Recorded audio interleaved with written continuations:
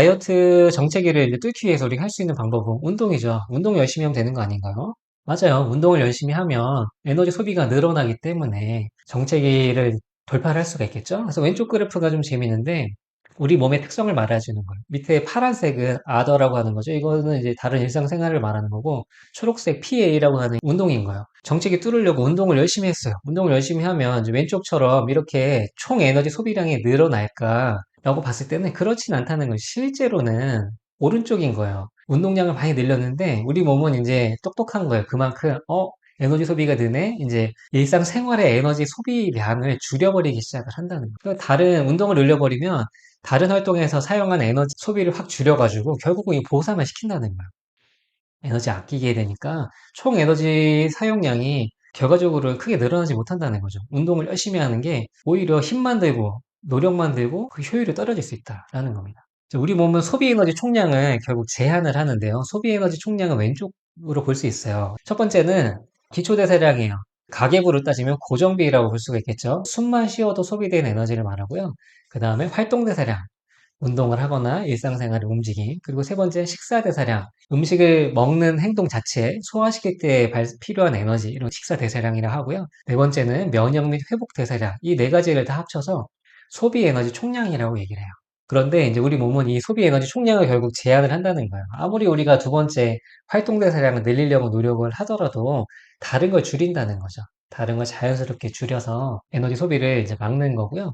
저렇게 보면 돼요. 이제 우리 몸이 에너지 사용 예산이 있는데 예산에서 운동을 해서 그 예산을 많이 쓰게 되면 다른 거에서 절약을 하기 시작을 해요. 그 다음에 그 예산의 한도를 확확 늘려주진 않는다. 우리 몸은 그렇게 보시면 됩니다. 그리고 이제 운동을 너무 과하게 했을 때 독이 될 수 있잖아요. 자, 왜 그러냐면 왼쪽 그래프를 보시면은 운동을 열심히 고강도로 점점 할수록 효율이 높아집니다. 에너지 소비가 막 늘어나죠. 근데 피크를 찍고 오히려 에너지 소비가 안 될 수도 있어요. 정점을 찍고 내려올 때 오버리칭이라고 하고요. 그때 이제 우리 몸이 느끼는 거죠. 뭐야, 이거 에너지 소비 너무 많아지는데 주의 상황인데 주의 이제 노란불이 켜진 거예요. 그러다가 더 운동을 세게 해요. 그럼 우리 몸은 이제 오버 트레이닝이 되는 거야. 비상 상태가 되는 거야. 비상. 이렇게 하니까 에너지 소비 효율을 확 더 떨어뜨려 버립니다. 그리고 아까 이제 우리 에너지 소비 총량 중에서 면역 및 회복 대사량을 또 떨어뜨리게 되는 거죠. 맨 마지막에 다른 걸 이제 줄이다가 못 줄이게 되면 회복 대사량, 면역 대사량을 줄여버리는 거야. 그래서 복구 능력이 떨어지기 시작을 합니다. 자, 그래서 운동 열심히 하려고 하다가 운동을 오히려 못하게 되는 상황이 발생하기도 하는데요. 이분은 이제 저희 부원장님인데요. 우리 송년회 때 그 1년 동안 이제 자기 어떤 좋았던 일 같은 거 발표하는 시간이 있었는데, 저희 이제 여자 부원장님께서 10km 달리기를 하셨대요. 러닝 10km 드디어 성공을 해서 불가능한 목표라고 생각했는데 10km 성공, 1시간 10분의 좋은 기록으로 오셨는데요. 근데 안타깝게도 그렇게 운동을 열심히 하다 보니까 정강이 이제 다리 통증이 생겼대요. 정강이 뼈 쪽에 통증이 생겨서 걸을 때마다 시큰거리고 아파가지고 이제 계단으로 올라다니지 못하고 반드시 엘리베이터나 에스컬레이터 타야 되고 이제 달리기를 또 못하게 된 상황이 됐죠. 열심히 하려고 애를 썼는데 결국에는 오버트레이닝이 되니까 못하는 상황이 된 거예요. 효율이 떨어진다는 거예요. 회복력이 이제 감소해요, 우리 몸이. 이제 회복이 안 되기 시작한다. 복구 능력이 떨어진다. 복구할 때 쓴 에너지를 못 쓰게 된다. 그러면 정책이 초입에 들어섰다 보시면 되는데, 문제가 보면 이제 운동량을 너무 지나치게 늘렸어요. 에너지 소비 위해서. 그러면 회복력이 막 떨어지기 시작을 해요. 운동이 너무 과하면 왜 정책이 오는지 그 이유입니다. 회복력 떨어지고, 운동 자체가 우리 몸에 스트레스가 돼요. 스트레스 호르몬의 증가가 되고요. 그렇게 되면 스트레스 호르몬이 막 많아지면 지방을 분해 안 시키려고 그래요. 지방을 잘 붙여놓으려고 하거든요. 위기 상황이라고 생각하니까 비상 식량을 챙겨 놓는 거죠. 그 다음에 이제 몸이 이제 붓기 시작해요. 피곤하기 시작하면 이제 정체기로 들어가는 상황이다라고 보시면 됩니다. 운동이라는 게 좀 특이한 면이 있어요. 우리 운동할 때 지방이 연소된다고 생각하시죠? 에너지가 막 소비를 하니까. 근데 사실 그렇지 않아요. 실제 지방 연소는 운동이 끝난 뒤에 일어나는 겁니다. 운동하는 동안에는 지방 연소가 일어나는 게 아니에요. 지방 저장하는 건 멈춰주긴 하는데 그냥 운동할 때 스트레스를 엄청 받고 있는 거예요, 우리 몸이. 위험 상황. 그러니까 탄수화물이나 글리코겐을 열심히 사용해서 에너지를 이제 사용을 하고 있죠.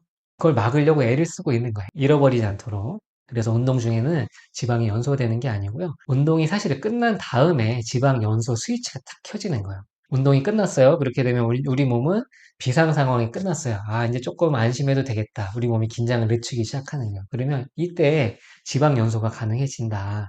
회복에 필요한 에너지가 있지만 아주 급하진 않으니까 뭐 지방을 좀 태워도 된다라고 허락을 해주는 거죠. 이제 그리고 이제 유산소 운동만 하시면 정체기 개선이 안 되는데요. 그게 왜 그러냐면 유산소 운동을 하면 탄수화물이나 글리코겐 같은 일부 에너지들을 막 사용하게 되지만 지방을 잘 쓰는 몸은 안 돼요. 근육량이 결국 늘어나야 되는데 유산소 운동만 해서 근육량이 늘어나지 않는다면 결국에는 점점 효율이 떨어지는 거예요. 근육량 떨어지니까 기초대사량 낮아지면서 에너지 소비를 못하게 되니까 정체기가 올 확률이 더 높아. 그 얘기 한번 해드려 볼게요. 유산소 운동이 적응이 좀 빨리 된다는 게 문제인데요. 제가 다리를 다쳐서 축구를 하다가 고강도 운동이죠. 다리를 다쳐서 이제 운동을 2달 정도 쉬게 됐단 말이에요. 그 운동을 안 하면 저도 몸 관리가 안 되니까 해야 되잖아. 그래서 실내에서 할 수 있는 수영을 하게 됐어요.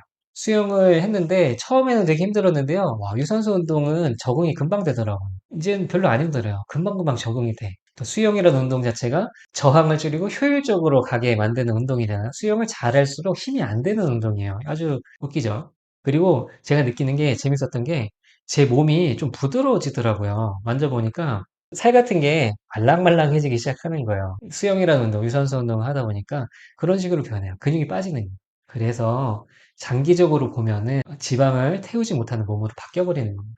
지방 감소라는 거는 또 시간 제한이 있기 때문에 하루하루 보시면 안 되고요. 최소 일주일 단위로 지방 감소가 잘 되고 있는지를 파악하시는 것이 올바른 방식입니다.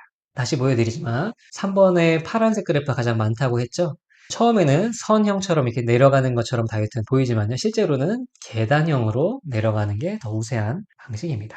정체기에는 어떤 걸 기억하셔야 되면요. 포기하지 마세요. 우리 몸을 좀 신뢰하세요. 우리 아까 말씀드린 대로 그런 방향대로 진행되고 있었다면 잘 되고 있구나. 우리 몸을 좀 신뢰해 주시고 포기하지 마시고요. 꼭 하나만 기억해 주세요. 뭐 정체기 때 너무 무리하실 필요도 없어요.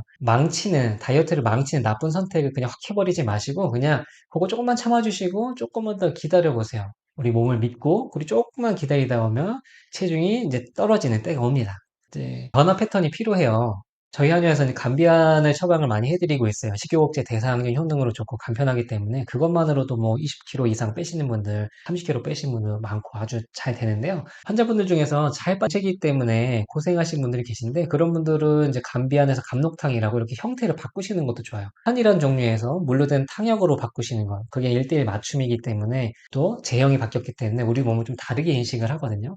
그래서 정체기를 뚫을 때 감비안에서 감록탕으로 바꾸시는 게 도움이 될 수 있고요. 회복력이 좋아지는데 녹용이라고 하는 사슴뿌리의 효능이 면역력을 높이고 회복력을 아주 극대화시키는 장점이 있어요. 저희가 감록탕에다가 녹용을 넣거든요. 그리고 또 한약을 지을 때 1대1 맞춤으로 몸에 안 좋은 것들을 치료하는 것들이 결합이 되기 때문에 회복력도 좋아지고 컨디션이 좋아지니까 멈췄던 정체기가 조금 더 빠르게 떨어질 수 있거든요. 진짜 살이 이제 더 안 빠진다 하시는 분들은 감비안에서 감록탕으로 바꿔보시는 거 도움이 되시니까 한번 생각해 보시기를 바랍니다.